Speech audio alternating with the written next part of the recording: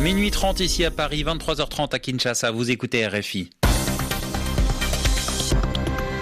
Et c'est lors de la dernière édition d'Afrique Soir présentée par Céline Pellarin. Bonsoir Céline. Bonsoir Romain, bonsoir à tous.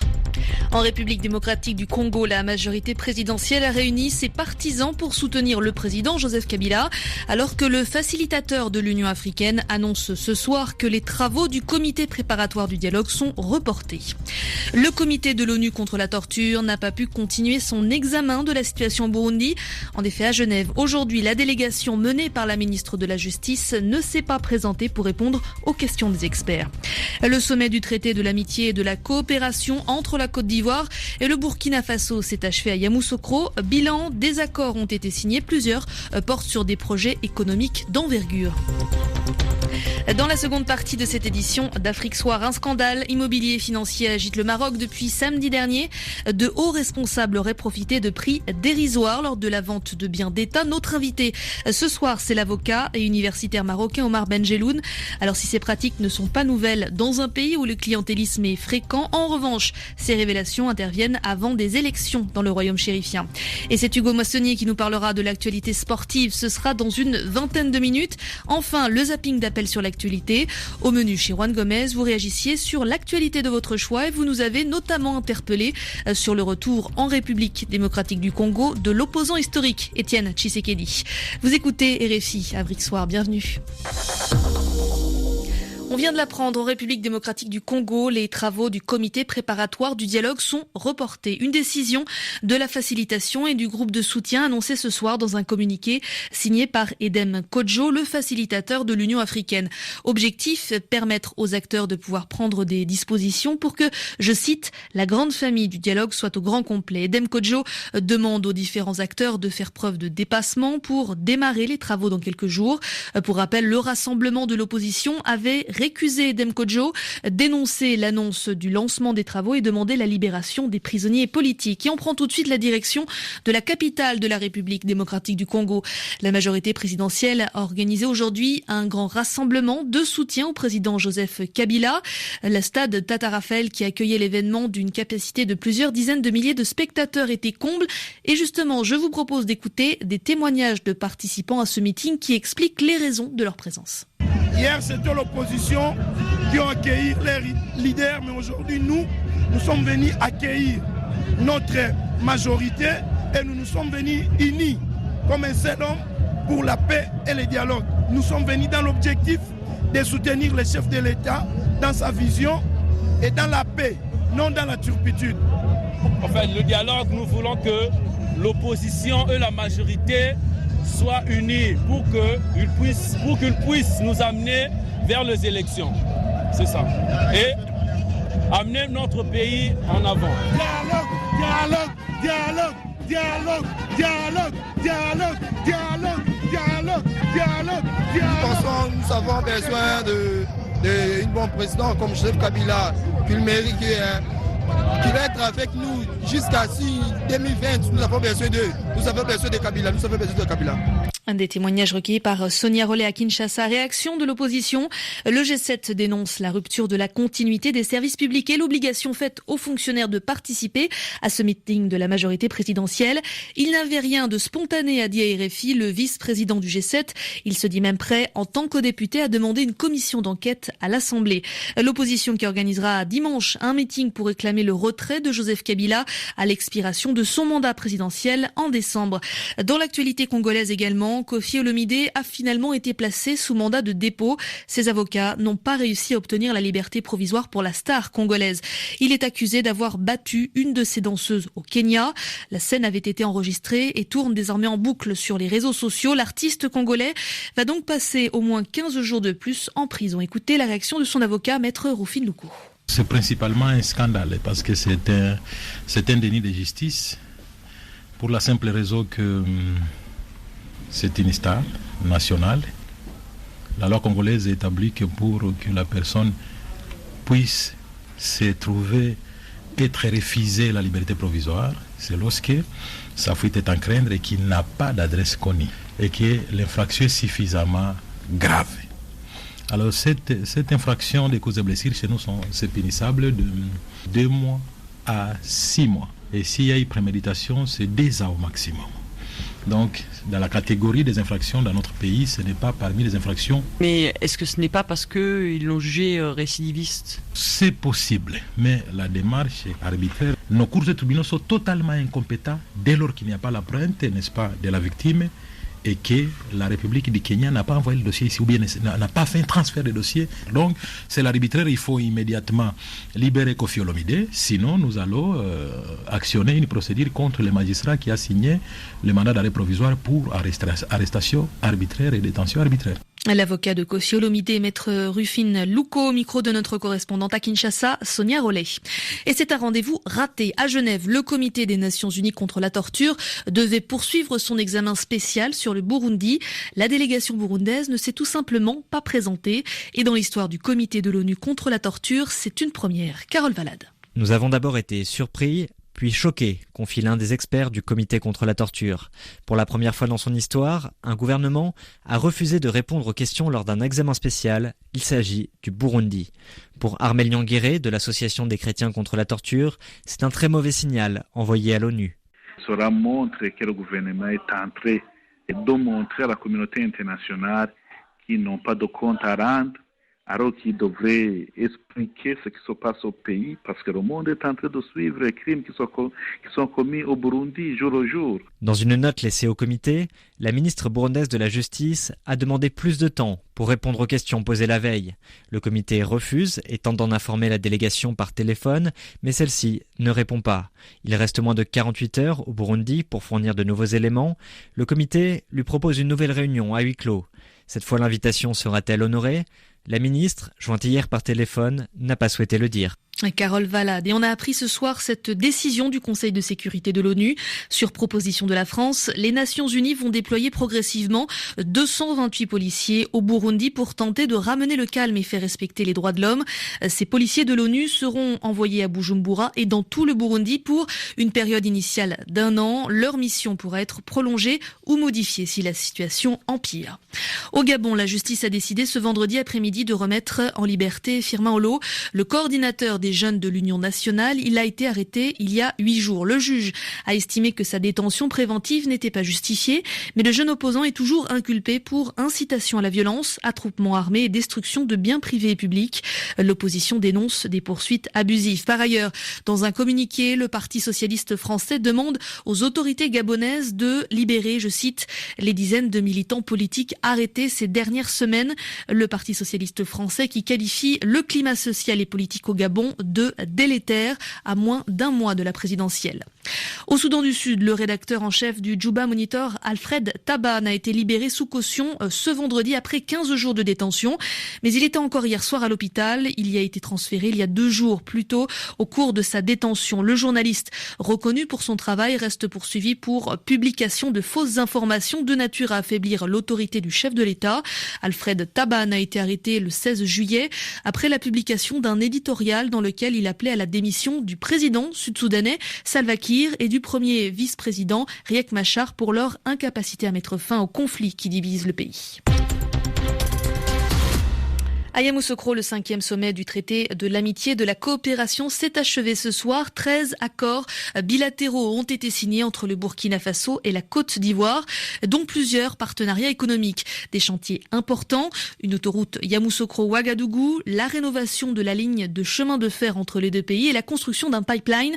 Les précisions d'Albert Mabry-Toikeuse, ministre ivoirien des Affaires étrangères. Si je prends le cas de l'autoroute Yamoussoukro-Ouagadougou, il s'agit donc de 1000 km au total et aujourd'hui le coût de l'autoroute est estimé pour le kilomètre à 2 milliards de francs CFA. Donc on voit qu'il y a 2000 milliards de francs CFA qu'il faut pour faire l'autoroute. Nous sommes engagés donc à rechercher le financement ensemble avec certains pays amis mais aussi avec les instruments de financement de développement que nous avons sur le continent africain, notamment la BAD. Pour ce qui est du chemin de fer, la première phase qui va être réalisée va coûter environ 130 milliards et après il y a 270 milliards qu'il faut pouvoir mobiliser pour terminer ces travaux. En ce qui concerne les hydrocarbures, la société de pipeline se mettra en place, le Burkina aura 10% dans le capital, d'autres pays tapent à la porte pour venir dans le capital. Le ministre ivoirien des Affaires étrangères au micro de notre correspondant Frédéric Gara. Au Sénégal, le tribunal spécial africain a statué sur le montant des indemnités qu'Hissène Habré devra verser aux milliers de victimes de son régime. L'ancien président tchadien, déjà condamné à la prison à vie, devra verser jusqu'à 20 millions de francs CFA par victime. Cela représente plus de 30 000 euros. Reed Brody est conseiller juridique pour Human Rights Watch. Maintenant, il faut localiser et saisir les biens d'Hissène Habré pour s'assurer que ces victimes soient bien indemnisées. Le tribunal a déjà gelé certains des avoirs d'Hissène Habré, notamment une maison dans un quartier huppé de Dakar, mais on pense que Hissène Habré possède encore beaucoup plus d'actifs. Il ne faut pas oublier qu'avant de quitter le Tchad, Hissène Habré a vidé le trésor. Il a amené cet argent avec lui au Sénégal.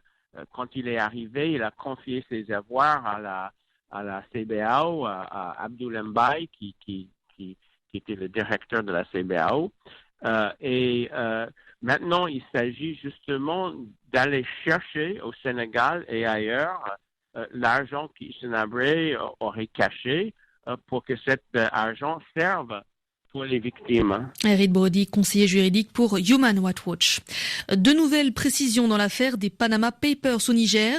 Celui qui est surnommé le roi des autobus, Mohamed Rissa Ali, est soupçonné d'avoir dissimulé ses revenus aux Seychelles.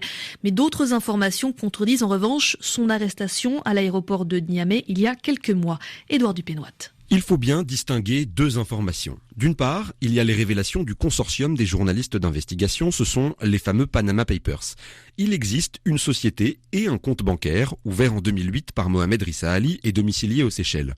Il utiliserait cette société pour dissimuler les revenus que génère son gigantesque réseau de bus, un réseau qui couvre tout le Niger et plusieurs pays d'Afrique de l'Ouest. D'autre part, il y a eu cette affaire d'arrestation à l'aéroport de Niamey. Mais le directeur général de la douane, Issaka Assouman, est formel. Ce n'est pas Mohamed Rissa Ali qui a été arrêté avec une forte somme d'argent. Nous n'avons jamais saisi un seul centime sur ce monsieur, en tout cas Rissa dit Rimbo. En tout cas pas la douane nigérienne. Je suis formel là-dessus. Ce qui est sûr en revanche, c'est qu'il y a bien eu une arrestation à l'aéroport. Le directeur des douanes donne même à ce sujet quelques précisions. C'est vrai, à un moment donné, on a saisi des devises au niveau de l'aéroport international Djori Hamane de Niamey, d'une certaine importance, mais c'est sur des non-nigériens, des opérateurs économiques d'un pays voisin en transit au Niger sur Dubaï. À l'heure actuelle, nous n'avons toujours pas réussi à joindre Mohamed Rissa Ali. Édouard Dupénoite. Soupçon de détournement d'argent également au Cameroun avec cette nouvelle arrestation dans le cadre de l'opération anticorruption épervier. Cette fois, c'est l'ancien directeur général de la radio-télévision nationale qui a été placé en détention aujourd'hui, à peu avant midi. Après 11 ans passés à la tête de la CRTV, il avait été remplacé fin juin. En Libye, la production pétrolière reprend. Le gouvernement d'Union nationale de Tripoli annonce la réouverture de 2 principaux terminaux pétroliers après 6 mois de fermeture. Et pour obtenir cette mesure, un accord a été signé avec une milice locale au centre du pays. De son côté, le Parlement de Tobrouk, non reconnu par la communauté internationale, s'oppose toujours à cette production pétrolière sans son accord. Les précisions de Ouda Ibrahim. Le Parlement libyen considère comme illégal le gouvernement de Tripoli soutenu par la communauté internationale. Il ne l'a toujours pas reconnu depuis son installation fin mars dans la capitale. Pour lui, ce gouvernement d'union nationale n'a donc pas le droit de passer des accords concernant le pétrole et n'a pas le droit de l'exporter. Les militaires de l'Est vont jusqu'à menacer de viser les bateaux d'exportation. De son côté, la Compagnie nationale de pétrole, qui gère les terminaux pétroliers, proteste contre ce même accord. Le gouvernement de Tripoli, en manque de liquidités et souffrant d'une grave crise économique, a besoin de l'argent de pétrole. Mais le gouvernement de l'Est aussi. En l'absence d'un nouvel accord politique entre les deux parties, une confrontation autour du champ pétrolier n'est pas à exclure. À l'heure actuelle, 48% de réservoirs dans ces 2 terminaux sont toujours endommagés suite aux attaques du groupe État islamique en début de l'année. Ouda Ibrahim et reprise du travail également dans la mine d'or de Tasiast en Mauritanie. Un accord a été trouvé entre la compagnie canadienne King Cross et le gouvernement mauritanien. Accord qui ont permis aux deux parties de résoudre la question des permis de travail des employés expatriés de la compagnie. 22h45 à Nouakchott. Afrique Soir sur RFI. Céline Pellarin. Restez à l'écoute de la radio du monde. Les sports dans quelques minutes et c'est Hugo Moissonnier qui sera aux commandes. Mais tout de suite, place à l'invité d'Afrique Soir.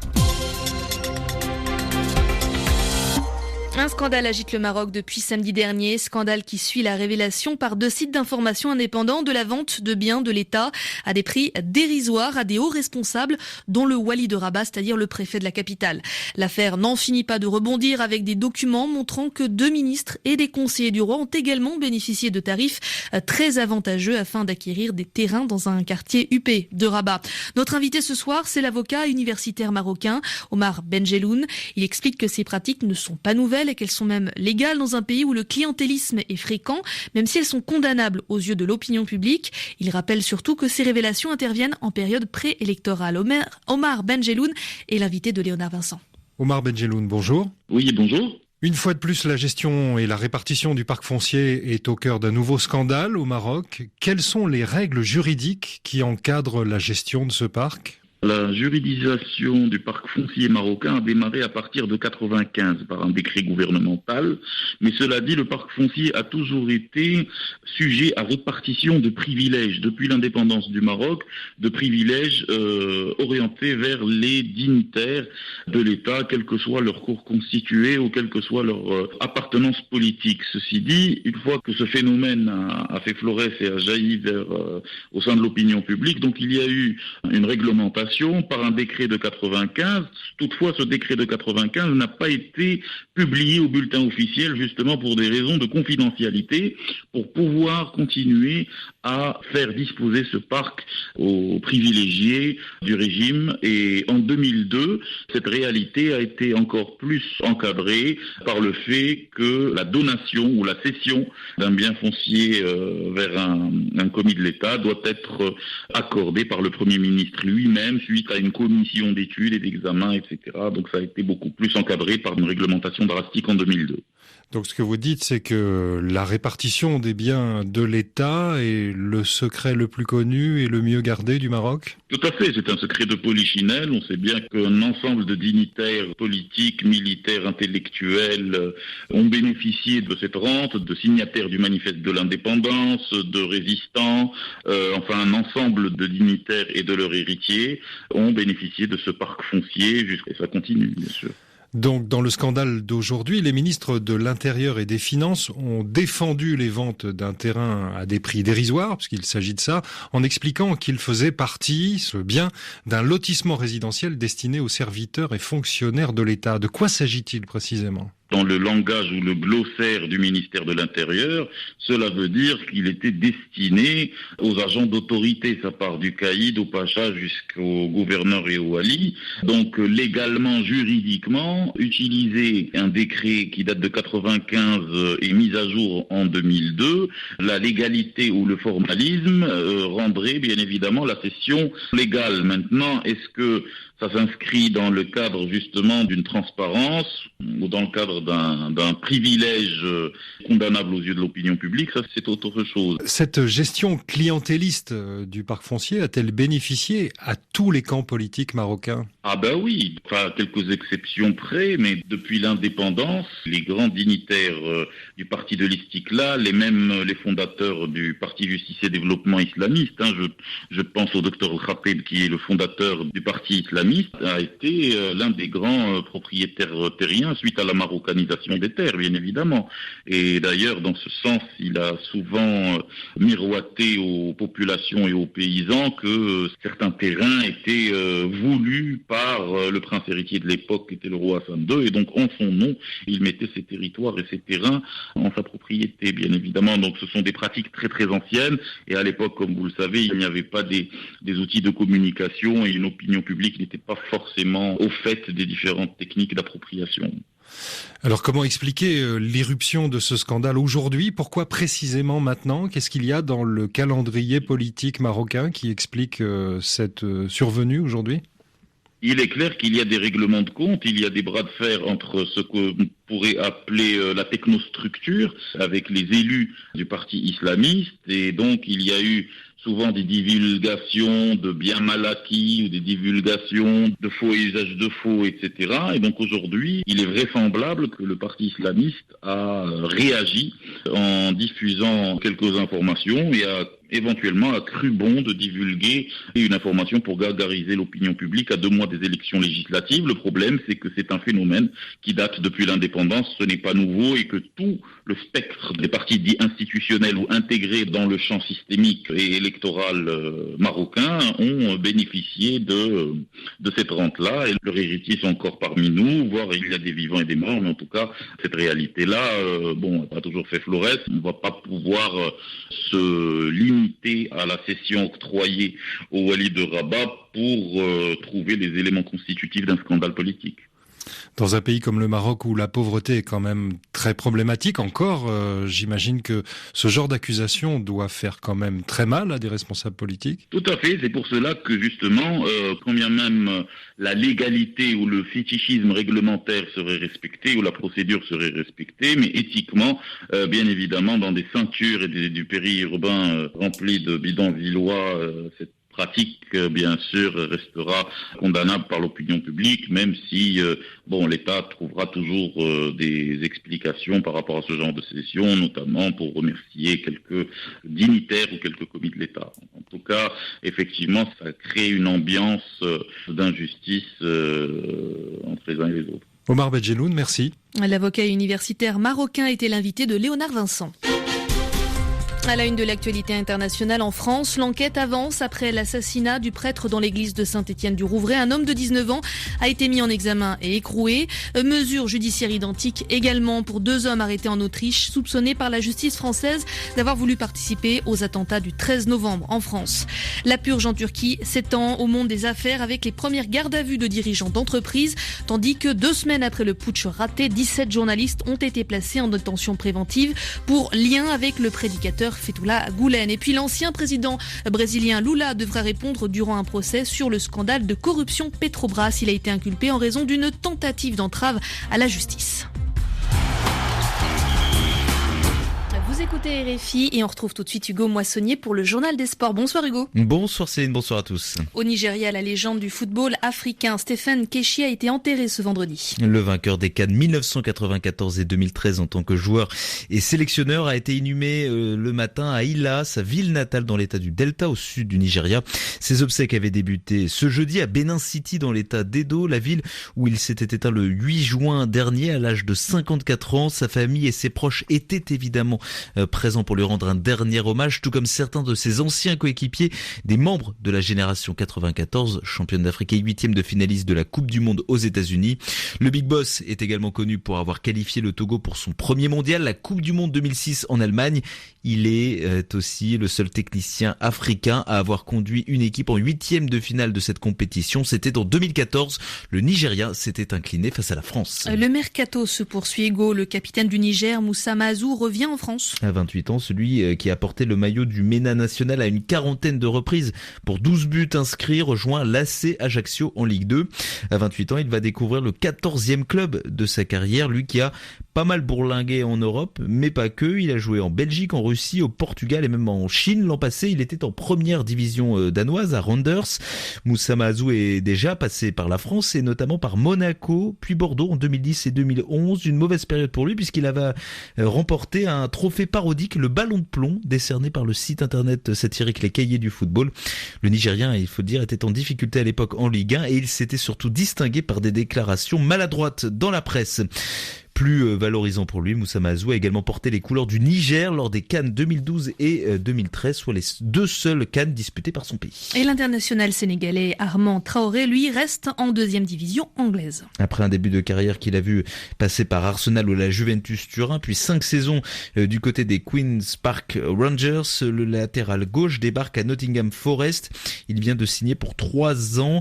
Âgé de 26 ans, Armand Traoré ne compte que quelques sélections avec les Lions de la Teranga du Sénégal. Et un international français, cette fois, mais d'origine sénégalaise, rejoint l'OM. Bafétimbi Gomis signe à Marseille. À 30 ans, l'attaquant international français retrouve la Ligue 1 après 2 saisons difficiles en Première Ligue sous les couleurs de Swansea.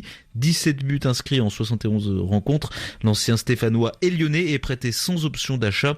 Bafé Gomis, comme on l'appelle, c'est plus simple, a porté 12 fois le maillot de l'équipe de France pour 3 buts inscrits. Hugo, on va parler à présent de handball. L'équipe masculine de la Tunisie s'envole ce samedi pour Rio. Les 14 joueurs sortent d'une préparation pour les Jeux Olympiques ponctuée par un stage à Nabeul, une ville située à une 60aine de kilomètres au sud-est de Tunis.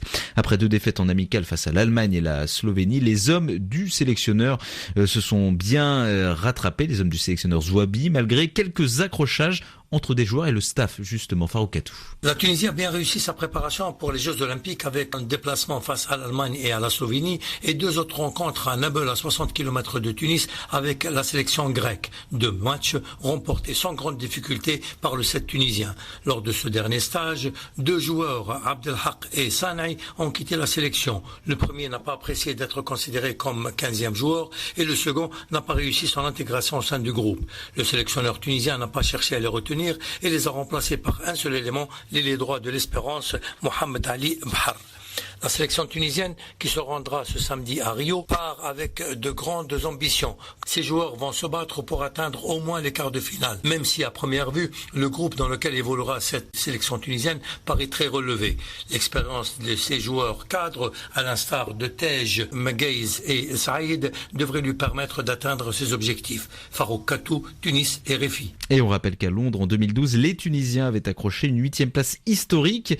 Cette année, ils retrouveront la France, mais également le Qatar, le Danemark, l'Argentine et la Croatie dans une poule très relevée comme nous en parlait Farouk Katou.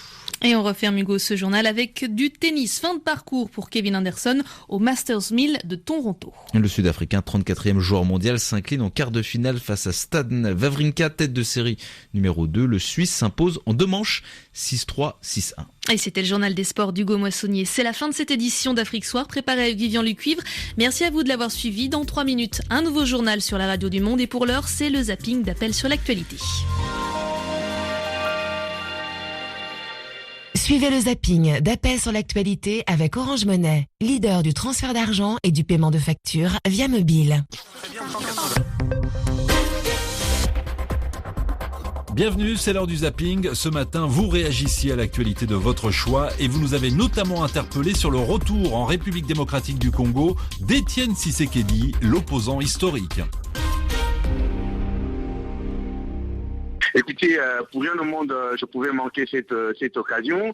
Le retour de Étienne Tshisekedi renvoie 2 messages importants. D'abord, celui, je veux dire, c'est le message qui exprime évidemment la soif pour les Congolais d'avoir le changement, d'avoir l'alternance au sommet de l'État. Parce que le monde qui a eu ce jour-là, Juan Gomez, si vous étiez là, vous serez étonné. Je crois que vous seriez même évanoui. Parce qu'on n'a jamais vu ça ici à Kinshasa. L'Allemagne sous le choc après les 2 attentats revendiqués par Daesh. La politique migratoire d'Angela Merkel est de nouveau pointée du doigt. Je suis très opposé donc à cette politique que je trouve qui n'est pas une politique qui a été à l'avance préparée, qui a été préparée pour pouvoir donc accueillir ces immigrés. Il est bien beau cet acte, c'est un acte qui est très salé, qui doit être salué même d'ailleurs, mais je pense que les conditions n'ont pas été réunies. Par exemple, des conditions de contrôle pour pouvoir savoir exactement quels sont ceux qui rentrent sur le territoire, car nous avons assisté ici, Rouen, à une entrée très massive. En France, l'union sacrée de la classe politique autour du gouvernement est définitivement enterrée après un nouvel attentat revendiqué cette semaine par Daesh dans une église en Normandie. Dès le lendemain de l'attaque de Nice, j'avais été indigné d'entendre des responsables politiques de droite mettre en cause le gouvernement pour ne pas avoir pu déjouer cet attentat. Alors même que des familles étaient et sont encore en deuil, au moment où la nation a besoin d'unité pour faire bloc tous ensemble contre Daesh, je trouve que cette attitude est totalement irresponsable. Des réactions également sur la décision de la Cour constitutionnelle du Gabon de valider la candidature du président sortant Ali Bongo Ondimba. Il est très évident pour moi que notre président était gabonais et qu'enfin nous allons parler des vraies choses, c'est-à-dire du développement du Gabon. Et pour un président sortant, il y a beaucoup de moyens de l'attaquer, notamment sur son bilan. Et justement, lundi, nous prolongerons le débat avec Nicolas Brousse, 33 9 693 693 70. Géopolitique, le débat, Toufik Benaïchouch. Dans ce siècle de mondialisation à outrance, parler d'État, de nation ou même d'identité a-t-il encore un sens ? Ou faut-il au contraire transcender toutes ces notions et en inventer d'autres ? Avec nos invités, nous tenterons d'apporter des réponses. Géopolitique, le débat. Toufik Benaïchouch. Demain, à partir de 18h10 TU. RFI.